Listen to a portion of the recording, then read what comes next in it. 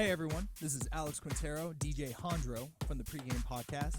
We had a little bit of difficulty recording our intro roll this week, so instead, we're going to jam out to one of the tracks by our guest. This is the Leondis remix to Looking at You by Two Friends. And also Instagram, I have explicit permission from the artist to use this, so don't go taking down my video.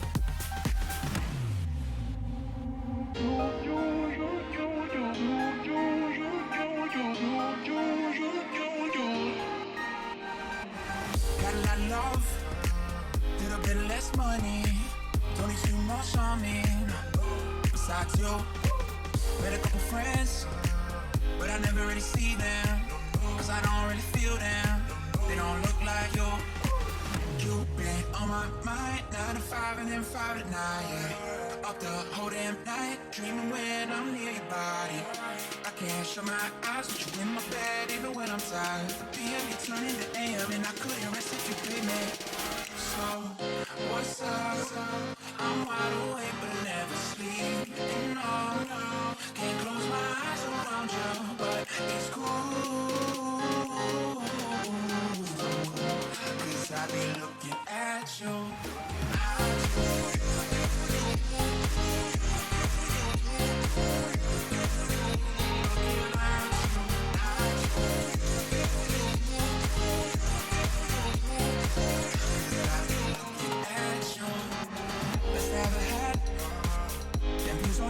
I paint you like Picasso, put you in the loop. I'll be pulling up. Heard you got that plug, babe. So give me that love, babe. Need a hit like you. Oh yeah, you said you said. Yeah. Jeez, Orlando, Gainesville, back to Orlando, Both back to got the Gainesville. sport. There you go, man. So gotta super do it. exciting. Welcome to the pregame, everyone. My name's DJ Hondro, Alex Quintero, owner of GNV Entertainment and half of the founding team of this podcast.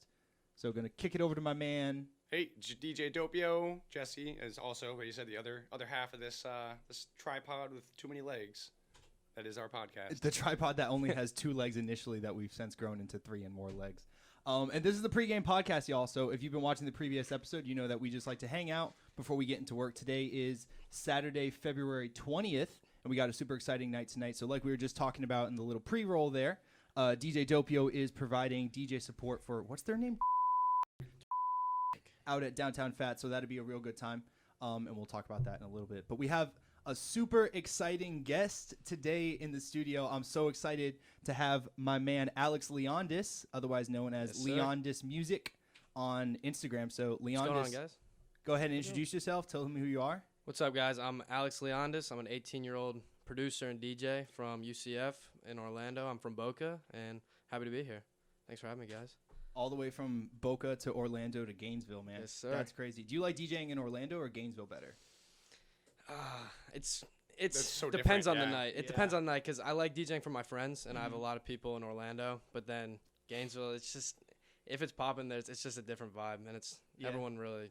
I don't know. At least the feedback I've gotten much better in Gainesville. Sure. You seem to be making a lot of friends here in Gainesville from what I've been seeing, Yeah, for sure. I've been trying to network. I mean, I already have some friends from Boca that are in Gainesville now, just at UF, but I've been trying to network and just get myself out there, meet some new people. Yeah, it's working, man. Obviously, that's kind of how we Trying. ended up linking up. So, quick story. You know, I'm a big proponent. Obviously, we've talked about on the podcast, like being a good proponent for yourself and being a good advocate for yourself as a DJ. Also being, you know, realizing it as a business and pushing yourself forward. So keeping that in mind, my man, Alex Leondis over here just straight up DM'd my personal Instagram, not even the GNV Entertainment one where we host the podcast, but my personal Instagram saying like, hey, man, love what you're doing. Would just love to be on the show. And here we are, I think 3 or 4 weeks later. So, you know, really glad to have you in the studio. Thanks for having me. Basically, as you know, we just like to kind of spit some DJ topics back and forth, share our experiences with our viewers. Hopefully it's hitting some newer, younger DJs' ears just like yourself and what they can glean from that advice. So with that being said, something that, you know, I'm big into and kind of was a pivotal part of my DJ career and is interestingly less a part of DJ Dopio's career, but is like the music production side of things. Yeah. So I thought a cool episode topic today we talked about would be like how music production has shaped how you DJ and basically like some music production techniques. I know that's getting really big. So just kind of with that in mind, right? tell me about your music journey a little bit. So all the way back, when did you discover music? Was it production first, DJing first? So I started with music all the way back when I was probably like 7 or 8. I had a drum set back in my house, and I always just started playing music out loud and just drumming to it, kind of getting the rhythm going to that. And then that kind of transferred over to piano. We had a piano in the house. I kind of taught myself how to play piano from YouTube and stuff. As time goes on, I'm 10, 11. And then I got into guitar. Taught myself how to play guitar from YouTube and all that. And it was all good. And, like, I thought I was going to be a rock star in a band or something. Don't we all, right? Everyone, bro. Everyone has that phase. And then I realized probably not going to happen. Right. Or at least I need to find 3 or 4 people as dedicated as me. So I thought, how can I? And I just love music altogether. The rewarding feeling of playing a song while the song's playing and you're being able to play an instrument to it. It was just such a rewarding feeling. So for me, I kind of wanted to figure a way I can put all that together because I just loved all types of music, all instruments. So I kind of found myself producing. So probably about my sophomore year of high school. I'm 18 right now. I'm a freshman at UCF. So I started like messing around in GarageBand and stuff and just kind of throwing MIDI keyboards down and buying little stuff. Started working on that, and I kind of got to the point where like, all right, maybe I'll try an actual DAW system or DAW workspace. And so I got FL Studio, which is, for you guys who don't know, it's just a production space, a digital audio workspace. You can stands for Fruity Loops. Fruity Loops. Who would have thought? It's not Florida. But I just started with that, and I started going more into like rap beats because that was the easiest to learn, just typing it in on the little FL Studio keyboard there. And I started like making rap beats for like just like no-name producers or no-name artists trying to just make some quick extra bucks on the side. And I figured like, yeah, it's fun to do, but like I'd rather, if I'm putting like so much time and effort into these beats and stuff and just the music, I want to start eventually just putting a name for myself because I'd be sending these beats to artists and the rappers, like they would credit me, like tag me on Instagram and stuff, but it like when you look on Apple Music, Spotify, SoundCloud, all that, it would be like One Way J, who's one of the people I've worked with, and nothing with me, which is fine. It's not the big of a deal, but all right. So I just wanted to put my name out there, kind of give myself more. So eventually started getting into more EDM and dance music, and here I am now. Here we are. Yeah, that's how I kind of got into it. At what point would you say like DJing came into the picture? Because we talked about production, and you started work with artists and rappers. So at what point did DJing start to make its way into your career, into your path?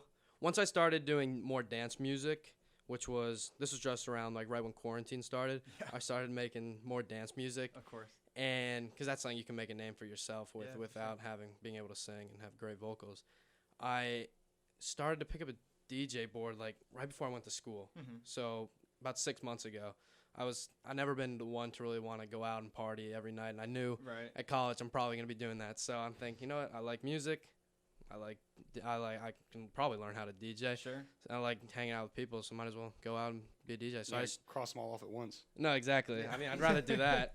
So I picked up a DJ board about August and started teaching myself. And August of this last year? Yeah. Oh, wow. Like 6 months ago. Yeah. Oh, wow. I just started. Dude, you're pretty good for August of this last year. No joke, because appreciate it. We were, I guess it was last Saturday that you were DJing out at Confessions, X1 Entertainment. I think they're calling it Saturday Night Sessions now. Yeah, is what they're calling it. Shout out them. Awesome. So shout out Confessions to their Saturday night event.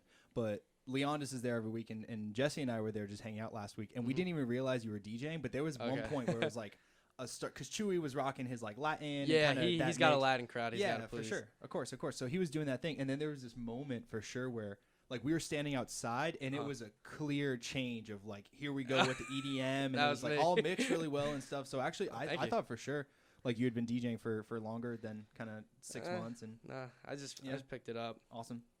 When you got into DJing, so where was your kind of time breakdown between DJing and producing? So obviously in quarantine, like, you know, you got extra time and everything. Like, did you find yourself diving more into DJing and the technical side, or still it was kind of in the back burner? So from like August to like October was when I was really learning how to be a DJ. From like October on, I kind of got more comfortable with it, so it was less of like practicing every single day.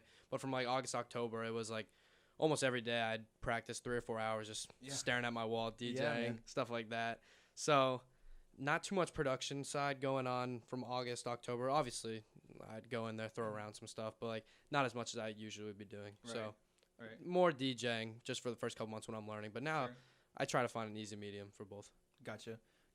That's really interesting actually, because it's actually the opposite kind of what happened to me. Okay. So that's why I love to hear, you know, producers, DJs, and how they get Yeah. into it and everything. So for me, it was DJing first, Okay. and then really like production. I started with the edits, and because like I would hear edits in my head, or I would think, okay, this is something that I want to Yeah. do. Which, by the way, I'm gonna blow the lid on this whole DJing thing. Like, not everything you guys hear that sounds like it's being mixed and everything when a DJ is live is actually happening with the DJ live, you know? So just Yes. as a quick hot take there, you know, in case anyone didn't know. But so I would hear like some of these transitions or something, and just kind of from DJing, Yeah. my production career grew and everything, right?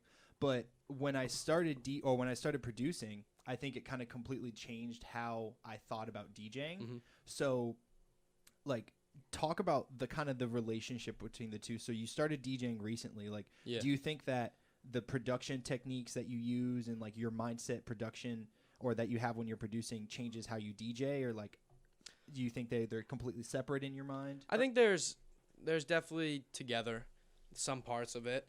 I definitely understand like Mhm. beat matching and stuff more because I produce and I understand just tempo on songs and how some Sure. songs can be 75 beats per minute, some can be 150 beats per minute, but they're going to be the same. Yeah. So stuff like that. I mean, producing the doesn't higher really- one is better always. Yeah, more energy. I mean,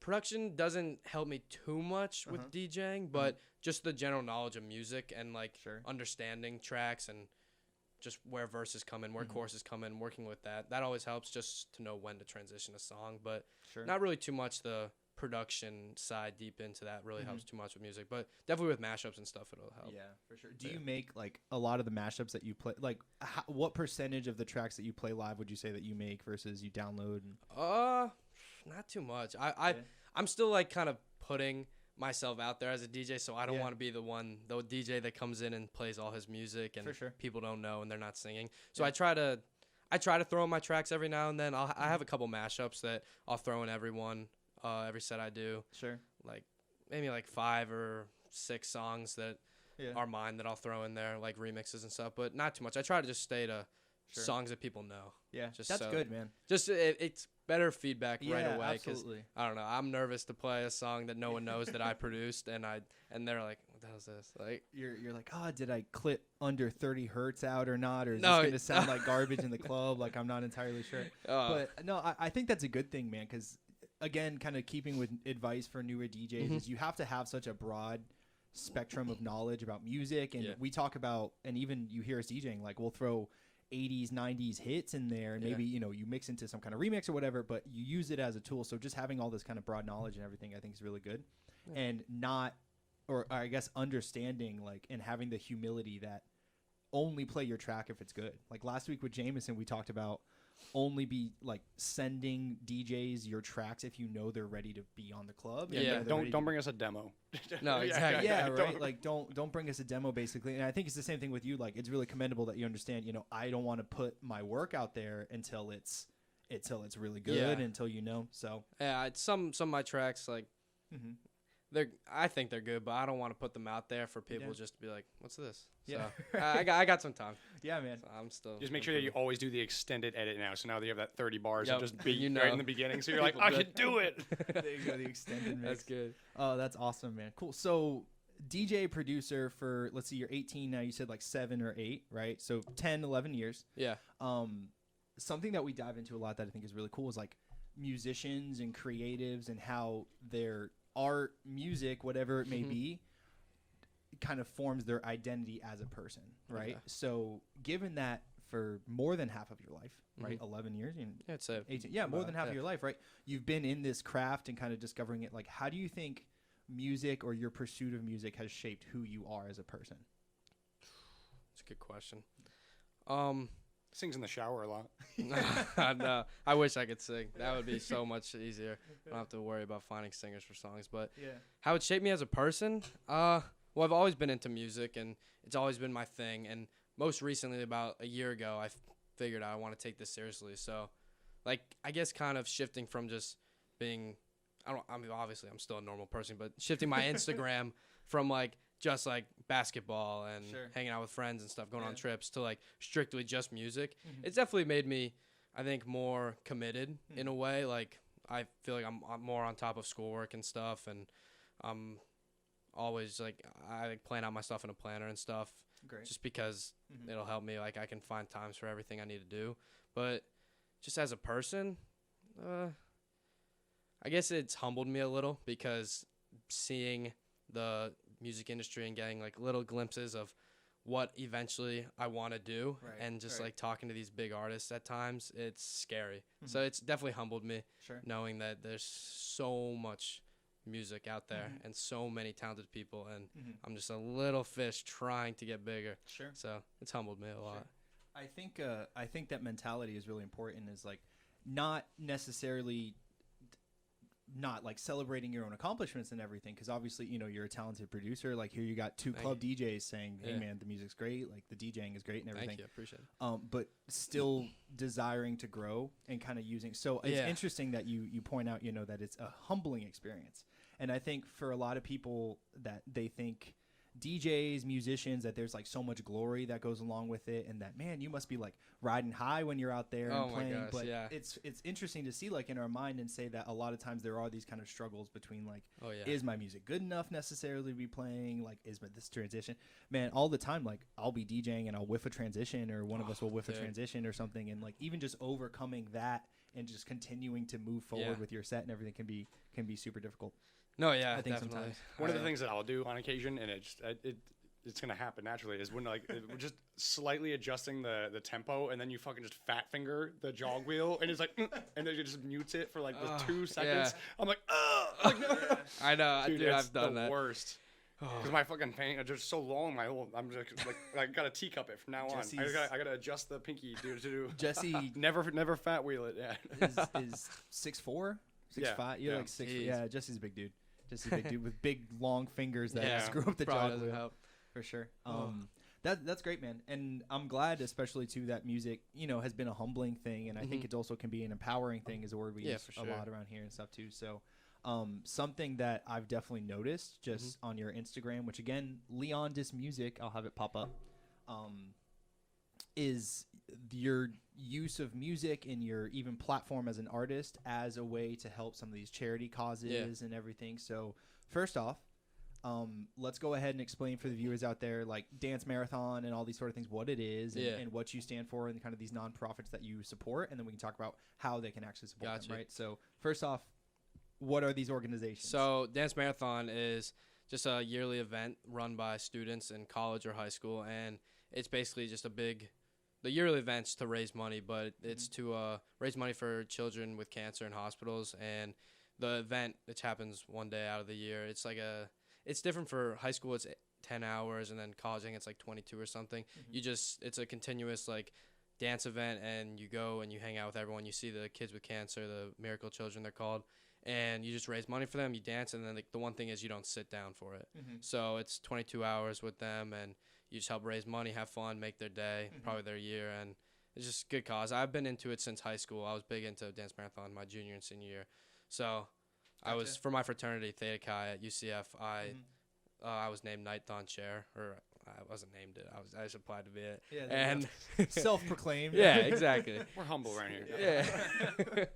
So, I just wanted to use my platform for a way that I could raise some money for it. And I always told myself if I ever have a platform where I could be able to do something, give back, that I'm going to use it in a positive way. Not man. That's commendable for sure.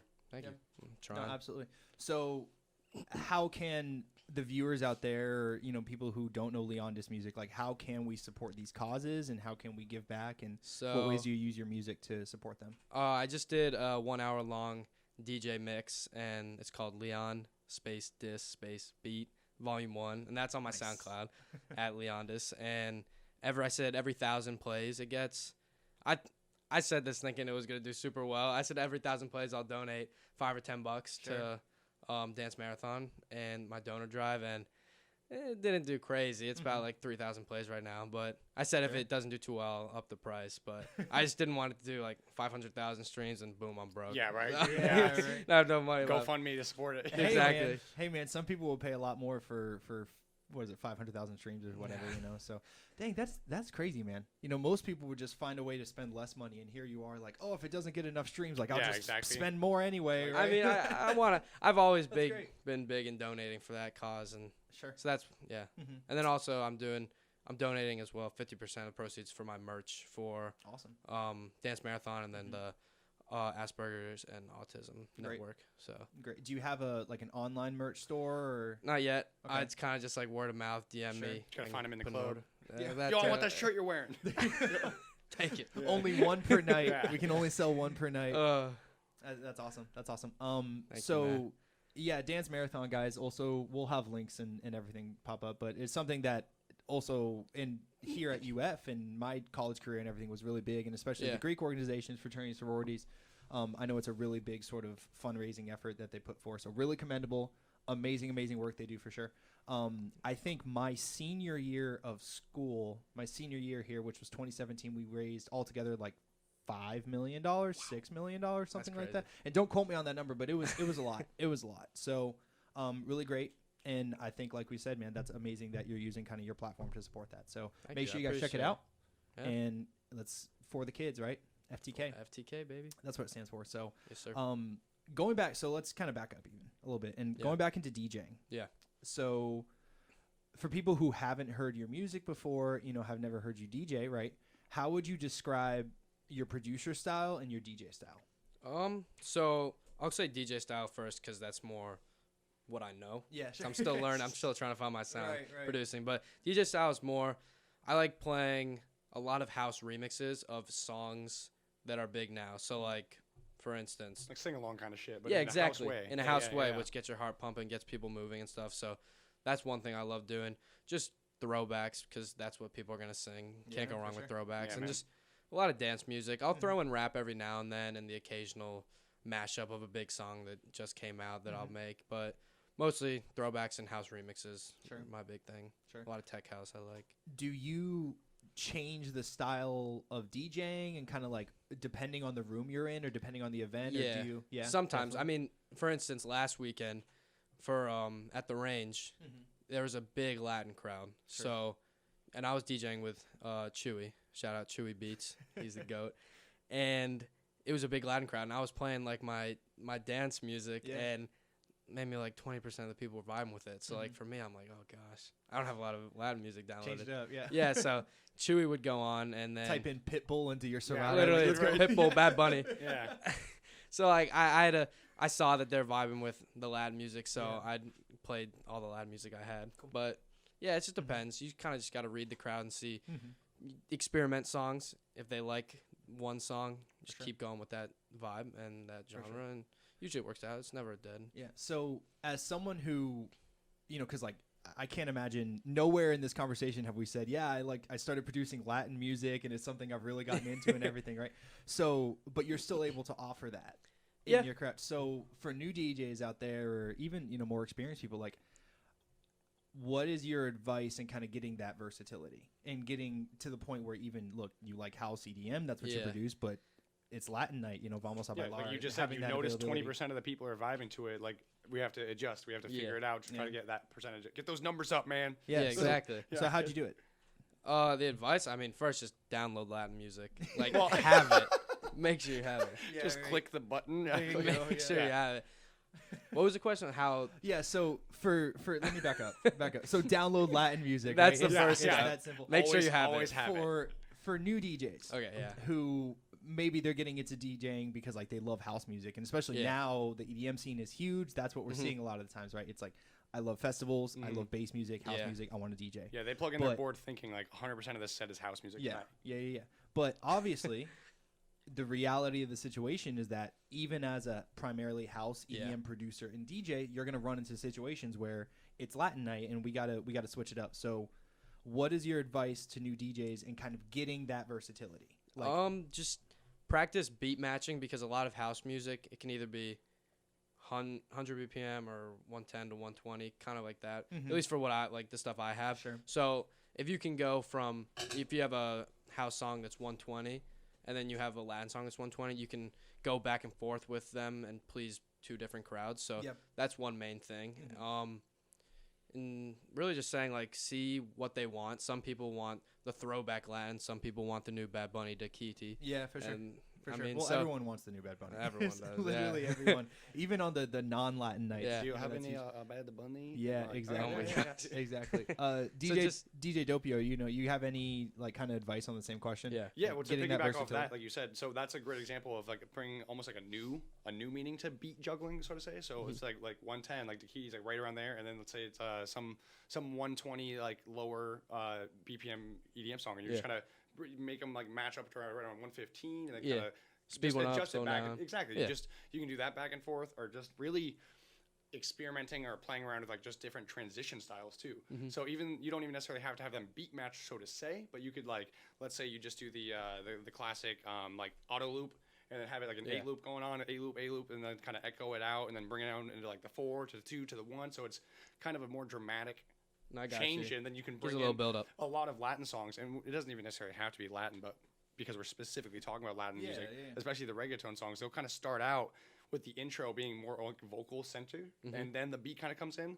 So if it's like a big roomy like, and then switched out into the opening of some suavemente or whatever it maybe, is, like yeah. it draws attention to it, and even Gotcha, though they yeah. weren't beat matched in the same BPM, it gives Yeah. the same like, oh shit, like this guy knows what he's doing. Chewy, for sure. Chewy does that well. Yeah. Yeah, Oh, exactly what kills you it. said. He Yeah. does that. So little That's- things like that, because they don't even have to be the same BPM. It's just, Yeah. it's just experimenting and knowing your own, always building your toolkit of like transition styles of just having the music in general, and Yeah. then just playing around with it. Knowing the music is the most important one. Just like Yeah. having it, knowing Yeah. it. But Well, that's what it is too. Is knowing not only just what songs are available, but also what songs rank in like this is a club banger. This is maybe more of like Yeah. a building energy Yeah. sort of song, because that works really well only if you have a song coming out into like a lot of energy. Because Yeah. Suavemente, the example there is like Yeah. that's a people are singing yeah, immediately. They that's know like what a they're 1 dancing. a.m. song. Yeah, It's that's like, that's a banger, right? So you can manipulate even Yeah. like these rules, because the traditional rule of DJing is get the tempos lined up, get beat matched, keep going. But you can break these rules if you understand music enough to know that I'm going from 128 to 70 BPM, but I'm coming in with like Mo Bamba, for example, is one that I use all the time because there's that nice clean vocal drop in the intro, or Yeah. even like the I got hoes or whatever. Like people will grab on right Exactly. away. So Another one is like the record break. I'll turn that one like halfway up, where it's, and it's just really You got time. obnoxiously dramatic, and you're like, dive bomb. because at first they're almost like, oh, he fucked up, and then they're realizing like, oh shit, and then the 1000% volume like Yeah, for sure. hit whatever it is. But yeah, Yeah. you can. There's different ways you can get around it. Yeah. Just do you have like private event experience and stuff too, or have you always been a club DJ? And I did my first like bar yeah, really at Knight's Pub back in October. Yeah. Classic. So yeah. classic. So I still go Classic there. I have a Orlando. residency there, and then I'm just trying to network, build out, and I come up. Yeah. Gainesville, and yeah. Sure. So let's see. We talked DJing, all the amazing charity work and everything. We touched on it. I don't know if the intro role actually recorded enough, but we were talking about like social media and Yeah. using that. So something definitely I've noticed with you is like whether it's the merch that's coming out or again like these charitable incentives, whatever you want to call them. Like your social media game is pretty good, right? For sure. thank And on top of it, Appreciate it. I'm So, trying. as In my head, I think it's not good. That's just yeah, man. Keep Well, that mentality. yeah, Yeah. because Yeah, that it's too. also that's also how it is. you're telling us your music isn't good, and here we are saying, hey man, like it's pretty good. So I think Thank coming you, I over that, appreciate it. yeah, getting over that struggle is always part of it. Yeah. But so you're in school, right? What's Yes. your major? Secondary education, be a teacher. Oh god, So I know it's like jeez, man. teacher, DJ, producer. Dude, I'm in the dental program up here, so everyone's Yeah. just like, what the fuck? Like, what are you doing? Dude, yeah, I mean, Yeah. DJ braces. Yeah, here. it's be a new name. Yeah, Oh dude. my gosh, you could just incredible. So as a student, a producer, which some of these tracks take a long time to make and everything, Yeah. it's a big time investment. DJ as well. There's a lot going on your plate, and then to run the social media side of things as well. This is another job. So Yeah. how do you go about managing all of these things? Like I said, sometimes I'll just write stuff down on a planner, but I'll be honest, I'm not that good at it. So I mean, my number one. Anyone, No one is. I mean, my number one priority really, before music or anything, is just myself and how I am, and like I'm a spiritual person. I go to church, so God's number one always. And then then it's really just how I'm feeling. Like if I'm mentally okay, if I'm not mentally feeling good on a certain day, I'll take a day off, not even think about music, not even think about anything, just take a restart day. Because traveling a lot for music and for DJing, you get sick and all that. So myself, and then I find time really. I don't really practice DJing anymore because like just at bars and stuff is like my practice, I guess. But like production wise, I find time to just fit in that towards like more at the end of the day, like from like 10 to like 4 a.m. I'm just producing. There you go. Segment your time somehow. Yeah, exactly. I always love telling the story. Sorry, Mom, when you hear this. So I used to be sitting in my college classes, and I would have like one headphone in and be producing tracks or making edits or something, and just kind of like watching the professor's PowerPoint and everything. So, you know, even something I think that I was not doing very well was segmenting my time in the same way, you know. Just take an audio recording of their lecture for your next EDM drop. Yeah, right. Like Sokoto. Yeah. Oh man, yeah. So that's awesome that you know, whether it's the planner or whether it's anything It's like in my head, really. Yeah, for sure. And then you said something else that I really like too, is like that you are important and you got to like take care of yourself. And even you said if you need a mental day off, kind of take that day off and everything. So do you find, and this is something that I struggle with, right? So do you find that when you are taking these days off or like taking away from your music or something like that, like what does that make you feel in return? Like, do you feel that you're kind of like guilty over it, or do you feel that it's... Usually it's a positive benefit from it because I can take a day to just not even think about who I need to contact next for a remix or who I need to talk to or talking to my manager about a show that just didn't end up happening, stuff like that. So it depends, really. I mean... That's good, man. No, that's good. No, for real. I don't know. It's always a positive benefit. I'd never really feel guilty for it, I'd say. But because you know you need it. So yeah, exactly. Right. That's why I'm doing it. Bare minimum, there's that. Well, it's like, I'm healthier because I did this. It's hard, yeah. I think just something that and it's not even like a musician or an artist thing or something, but a lot of young entrepreneurs I run into, right, is like they have this kind of identity tied so closely to either their business or whether it's their music in this case, like DJ Leondis and Leondis Music, all this is a business as well. So you tie your identity so close that like it can be hard to it's your only identity. Yeah, if you take off of that, you're a fraud now in your own eyes. Exactly. In that it's hard to like remove yourself for a second sometimes. So, you know, that's, I think like I said, I run into entrepreneurs that have this issue. Sometimes I have this issue personally with GNV or Empower Media or whatever it may be, right? So for new DJs, new producers, again, let's keep it educational, advice and all this, like, what is your advice for not tying yourself so closely to that identity? Well, you just got to understand that you are a DJ, and when you're going on and DJing at a nightclub, you are a producer when you're producing. But when you're not doing that, don't hold yourself so tight to it, because a lot of times you can get in your own head and you can think that this is the only thing like I should be doing, and then it starts being negative towards your mental health and stuff. So for new DJs and producers out there, take the time that you need to get better and to learn and to work on your craft. But when you're not working on your craft and you're just hanging out with friends, don't be thinking about it so much, because a lot of times when I first started, that was the main thing for me.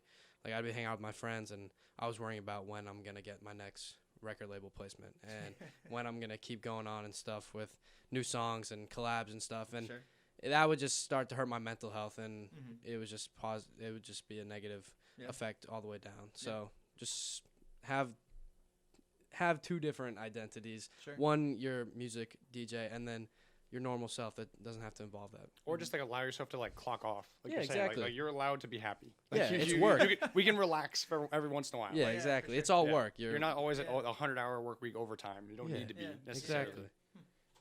I think it's good, man. I think it's good. Like I said, it's something that a lot of people struggle with, and especially and I did, and I still do. For sure. And especially like this younger generation, which is so entrepreneurial, and whether it's artistry or musicianship or like starting new businesses even. Like I have so many. Yeah, I bet for you deal with it too. I have so many people who, I'm 26 now, like I know so many people who are 20, 21, 22 years old who are just kicking ass, doing so many amazing things and stuff. And it's something I run into, like I said, is just being able to remove yourself is so hard. Yeah. So I think for newer DJs, like you said, keep it positive, right? Yeah, and don't compare yourself to other Yeah. artists and DJs because you're on a totally different path than them. Absolutely. Yeah, and for sure. there's no point to beat yourself up over, oh, he did this in X amount of years versus I did this in X amount of years. And I'd say that's There's probably no- the most important thing Yeah. so far. That's Yeah. been said this entire time. Yeah, that then and there, right? It's like you have to be able to hold that and yeah, like there's gonna be the Tiestos who are 50 and still DJing, and then there's Surf Mesa who's just popped onto the scene when he's 19, and now he's one of the biggest names in EDM. Yeah, and a lot of times, I mean, we don't see the actual journey that happened. Like, No, we exactly. don't see that this 19-year-old had a cousin who knows X record producer Yeah. or whatever it is and stuff, So, yeah, you just got to keep it positive, keep it focused on yourself. And if you feel that you want to improve your music because you want it to get better, that's great. If you feel that you want to improve your music because you want to sound like Leondis, then I would say that's probably not great. Yeah, right? Like no. you got to form your own identity and that sort of thing. So Yeah, and it's easy to preach it, but like it's hard. it's the It's same. hard, I man. still go through it. I see Yeah. artists, and I'm like, oh man, I should be doing this, this, and this because they're doing it, and they found success in it. Yeah. So Yeah, I think it's really important and something I appreciate is like authenticity for artists and being genuine. Like you don't want to be putting something out there that you can't live up to. yeah, And that's what it is that it's at the end of the day, like you can get away with kind of faking it for a little bit, but over time, like this sort of thing is going to go away. Yeah. And when you look at artists who are relevant for extremely long periods of time, like these are the ones who are just very genuine to their art and who they are. So that authenticity, like not only that's what's going to keep you relevant, but also like that's what makes you want to work with people. Yeah, exactly. Right? It's when you meet people who you feel are just putting up a front or whatever it is that's kind of a turn off for a lot of people, No, so. for sure. Finding your own sound too Yeah. is important. Absolutely. So find your own sound, Be authentic. love it, be authentic, be positive. Find something too that makes it a little more worth it, right? Like for you with the charity and it gives your music a higher purpose, right? Yeah, and it's rewarding to me just seeing that I can help out people who are in need because of my music. Because there's like two different things. So being able to combine them, find a meaning for them is pretty cool. Do you get more satisfaction out of like being in the club and playing a huge banger and everyone goes wild, or like looking at the streams and seeing the money kind of tick in for the kids and production dance side, marathon? Yeah. Definitely the second one. I mean, it's always fun to play music in a club and get that feedback just from people, but like just knowing I can actually do something with my platform that could benefit people who need it way more than me. That's like the most rewarding thing I could do. So that's definitely very rewarding. But it's pretty awesome playing a mashup that you've made in the club and killing everyone sings kills, it. man. Yeah, exactly. It'll never get old. It'll never get old. That's awesome, man. Awesome. DJ Dope, do you have any questions for our guest? No, not really. I mean, I think everything we just said was good, though. Just like you said, kind of I know mental health is kind of delineated from what it truly means nowadays. It gets thrown on too easily. But like you said, just like make sure you're taking care of yourself, your brain, your psyche. You don't have to always be like, oh, I'm a crazy go-getter DJ. We live the luxurious, fun lifestyle. Yeah, like exactly. Nope. Yeah, look behind the scenes, man. Yeah. Behind these eyelids are some exhausted people getting no sleep. Yeah, Yes. It can be tough. Well, hey, man, I appreciate you making the drive from Orlando, not just to be on the podcast, obviously, of course, but to come and entertain and empower the Gainesville community tonight at the Range you're going to be at, Sir, right? I'll be there. The Range tonight and every single Saturday. Yeah, every right? Saturday with Every Confessions the next Saturday. one. What time do you typically play, or it's up in the air? It depends. Tonight, I think I'm going from like 11 to 1, Sure. I think, or 11 to 12:30. Yeah. We'll see, because the guy Izzy B coming down from Tallahassee. Yeah. Oh, I saw that too. yeah, Yeah. that's exciting. So That's super fun. it's Chewy, myself, and her. So Great. we're gonna split it up. But usually I just go back to back with Chewy all night. Yeah, have a So, good time. So make sure you come on out every Saturday, check them out. Yes, sir. In the GNV entertainment world, let's see, what do we got going on? We got our Tuesday night trivia night. That's going to be at the Keys Piano Bar and Grill. You guys already know it. Also, a bonus question will be on social media, so make sure you guys check that out. Wednesday night, our favorite night of the week. You guys already know, ladies' night and karaoke. Over at the social, ladies' night is going to start at 9 p.m. That's all you can drink at Grog House. Is going to be DJ'd by DJ Rio. He's killing it, throwing some hip-hop, throwbacks, house, all of the above, everything we just talked about. And then we're going to have probably DJ Dopio will be closing out the night as well. So make sure you guys come out, check it out. Thursday, DJ Beanard will be over at Confessions again for their club event on Thursday. So check that out. And then Friday and Saturday, stay tuned to the Instagram so you guys know where we are. So lots of fun. Leondis, Alex, my friend, Yes, DJ, associate, all of the above. Let these people know where they can find you. You can find me on all platforms at Leondis Music, and then on SoundCloud, just type in Leondis. That should be Great. the first result. Yeah. Great. And final question for you. Let's go. What's next? Got 3 official remixes coming out under record labels, which is gonna be good for my name. So that's coming out. I won't say who, but Sure. Keep the Anticipation. suspense. but Yeah, keep one the of them is suspense. pretty big, so Great. it should be good. Yeah, I'm excited man. for it. Awesome. Yeah. Awesome. Stay Great. Well, so stay tuned to the Instagram. Again, at Leondis Music on Instagram. You got Twitter and stuff too? Or? Yeah, I don't really use Twitter, but I got it. Is it all Leondis Music? Yeah. Yeah, Leondis Music Okay. on So everything. Leondis Music on everything. Check them out. Also on Spotify. We were just jamming out to some of your tracks and stuff Oh, as well. sweet. So Yeah, I got having a some good time. Check him out. Follow him. It's gonna be huge. And come to the range tonight. Thank you. Thanks Hey, for having me, man. Yeah. Thanks for Appreciate it. joining us on the pregame Of course. with Hondro and Dopio this week. Normally we all cheers at the end, but actually we didn't even get you a drink. So here you go. Cheers. DJ Sweet. Dopio also doesn't Mine's have a gone. drink. It's Yeah, literally it's gone. it's literally just me with my coffee With his today. So oat milk. with my oat milk coffee, half decaf, large iced coffee with oat milk in it, nothing else. In There case you go. anyone wants to buy me coffee in the club, and not shots. Both work. Appreciate you, man. Oh, Yep. Thank you, man. I appreciate being here. We'll see you soon on the pregame.